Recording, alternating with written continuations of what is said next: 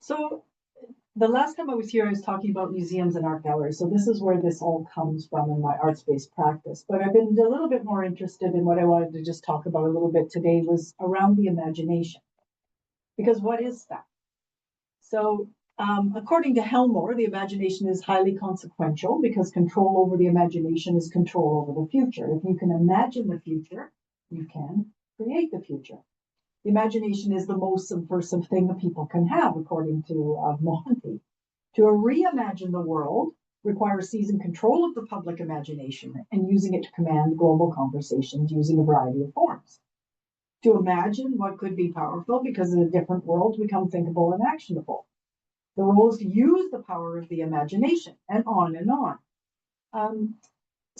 But what exactly is this imagination? What is meant by the imagination? Is there an imagination or are there imaginations? And what does a deeper understanding of the imagination tell us about what is needed and what we need to learn or educate for?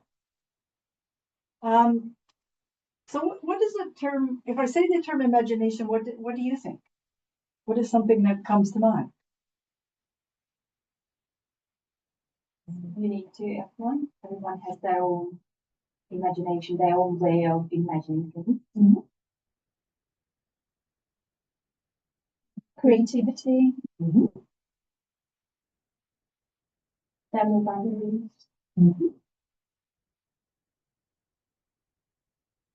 Different way of seeing things. Mm-hmm. Yeah. Okay. I'll move because we have to move more quickly. So it's not going to surprise you probably that Bottici has found persistently that the imagination is still reduced to a faculty to represent what does not exist, the unreal and the fantastical. This definition applies the imagination is relevant only to the aesthetic or more utopian domains. But that's highly misleading for many reasons, not least because the notion of reality is not an aporie of human understanding that can be defined once and for all, and thus used to determine what is real and what is not. So there's a lot of different ways in which the imagination is talked about.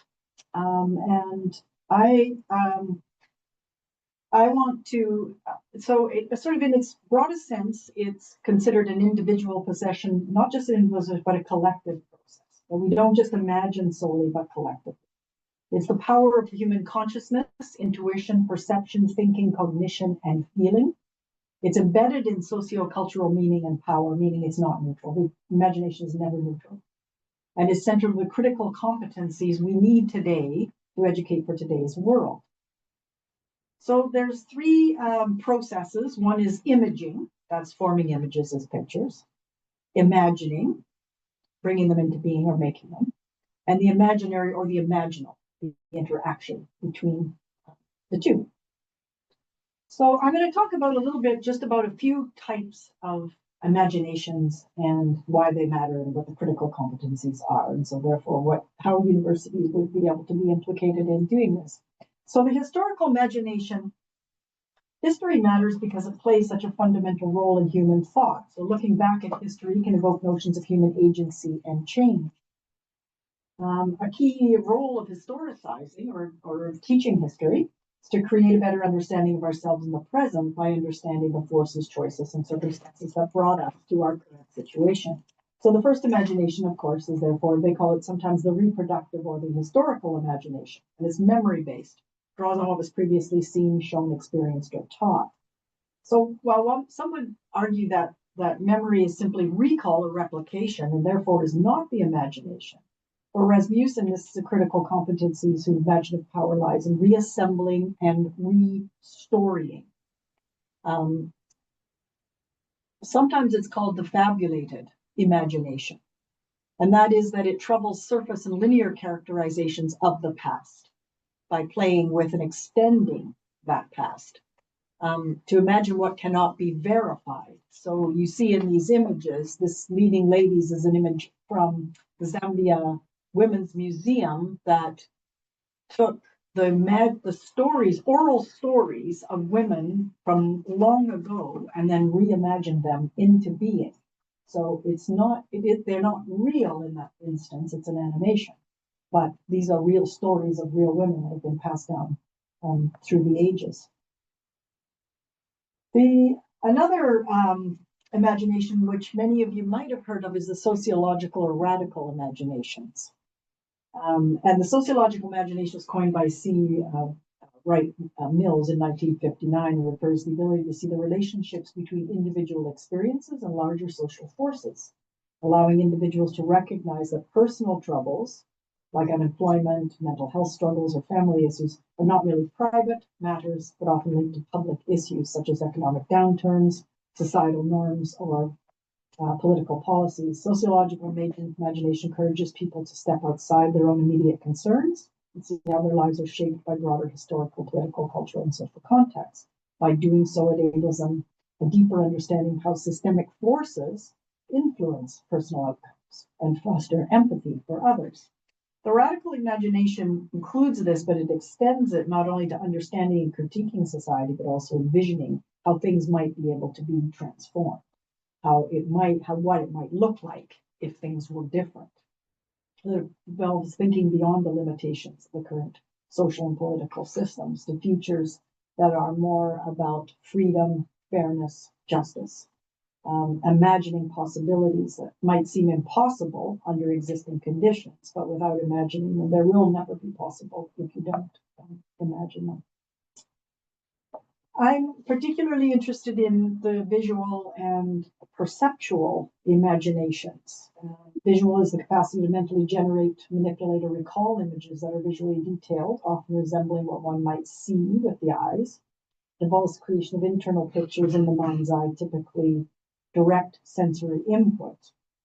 Perception is broader, the ability to imagine experiences across sensory modalities, sight, sound, touch, smell, and spatiotemporal perspectives. It involves imagining how something would appear, sound, or feel.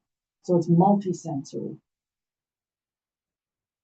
The competencies with this are to read into images, to reinterpret it, what we see, to see the unseen, because the unseen is as powerful as what we see, what we do not think we see, but which is actually there. And to cultivate a critical awareness of visual politics, how power is operating in visuals, and to make or juxtapose images to bridge the abstract and the tangible. The representational imagination is fairly similar. These are the images, symbols, and things that stand in for something else that we use, forming new ideas, images, or concepts not currently perceived through the senses to implant other ideas. And those matter a lot. I went to the Guildhall, the Guildhall Art Gallery the other day to take some pictures of images of how they imagined men and women.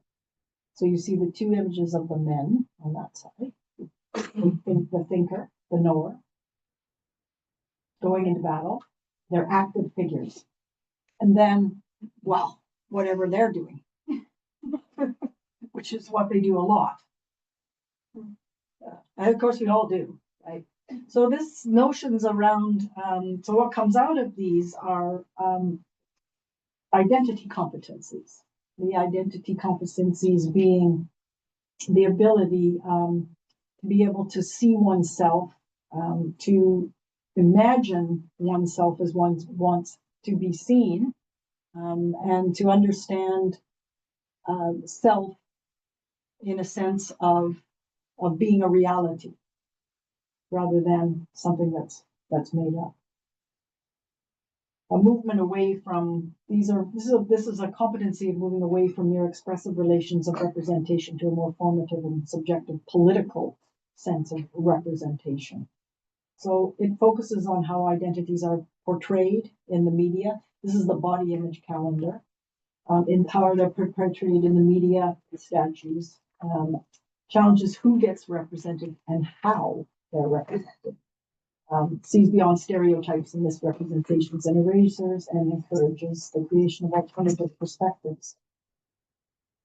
The feminist imagination is understood as critique and possibility. And I always love this quotation, "A lifetime's washing and cooking leaves no monuments." I think it speaks a lot to erasure and what is needed now. So the feminist imagination in the literature refers to a critical, creative, visionary capacity within feminist thought and practice to imagine alternative ways of being and organizing society that challenge existing systems of oppression, especially patriarchy, sexism, and gender-based inequality, but all other inequalities as well. It's theoretical, the use of the imagination to critique ideologies, political, envision more just and healthy societies, utopian, engages in the what ifs of the world. What if it were not to be like that? What if we could do this? And grounded, it's intersectional, of course, as I said, and it's really grounded in a lot in humor. Hannah Arendt once argued that the greatest enemy of authority is contempt, and the surest way to undermine it is laughter. Zobel and Marshall and Roy talk about this great pedagogical power that humor and satire have. I love the topless protest against army shortage, equipment shortage. Yeah, so just to take something that's another imagination which is really critical, of course, today is what they're calling the ecological imagination. So we're recognizing the root causes of environmental problems, not just as you didn't recycle yesterday, but as in there is no capacity to recycle because they have to take it to landfill, even though you cleaned out all your bottles and cans. Dutifully put them in those different boxes. Still lose most of it to landfill. And that's a systemic problem. So, and acknowledges as well, one of the issues is to acknowledge fear and anxiety. Young people are very, very frightened for the future, many of them. The image in the house image was an installation done by a group of artists in Victoria that allowed a group of young people, hundreds of different young people, to redesign this house that was slated for demolition, to talk about their fears and anxieties. It was a haunted house of climate anxiety. It was a terrifying, terrifying place to walk into, because of the way in which they were imagining they weren't imagining a possible future. They were imagining the fears that they had for the future. So it really transformed that house into the haunted house of horrors. And that's a very real imagination of the future that needs to be contended with. So how do we respond to that kind of an imagination? If that's the imagination of the future, how do we respond to that? We have final imaginations, which some people might find interesting, but I'm finding harder to like, are the digital and the virtual imaginations. So I'll just leave you with the questions to think about: is what are they? What are their competencies? How are they connected to other imaginations? That's it. Thank you.